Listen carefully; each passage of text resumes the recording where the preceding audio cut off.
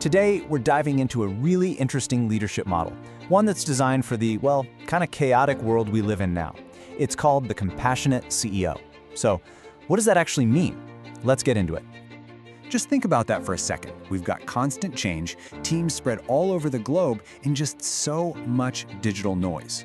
What's the one skill that really rises above everything else? Is it about being a tech genius or a financial wizard?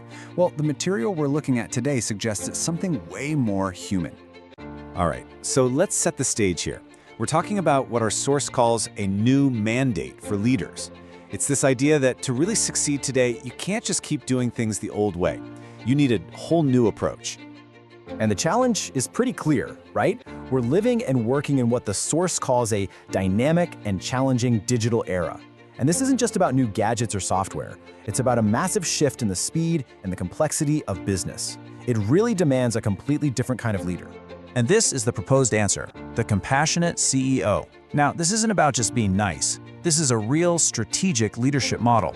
And it's all centered on one very specific and very powerful quality: sustained compassion. That word sustained is the key to making this work in the modern workplace. So how does a leader actually become a compassionate CEO? I mean, it's not like you can just flip a switch, right?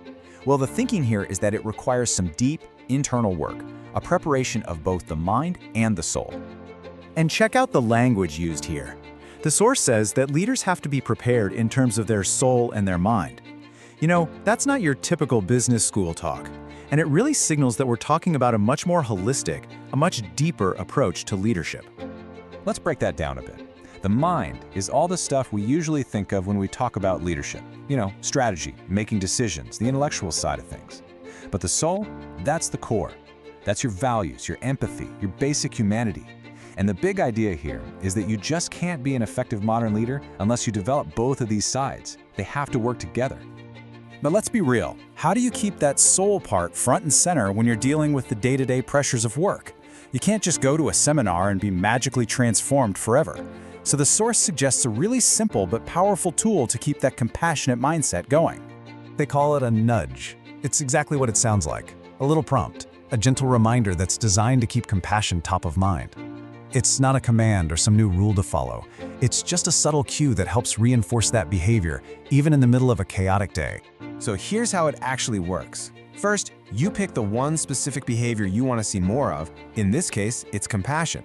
Second, you share these little nudges, these gentle reminders. And the third step, the goal, is that over time, these repeated nudges help that behavior get deeply ingrained. Or, as the source puts it, sustained at the heart of the participants. And that really brings us to the whole point of this entire framework.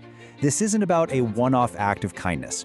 It's about making compassion a consistent, durable, genuine part of who you are as a leader. Okay, so let's put it all together in a quick recap. The framework starts with a clear challenge: how to thrive in this crazy digital era.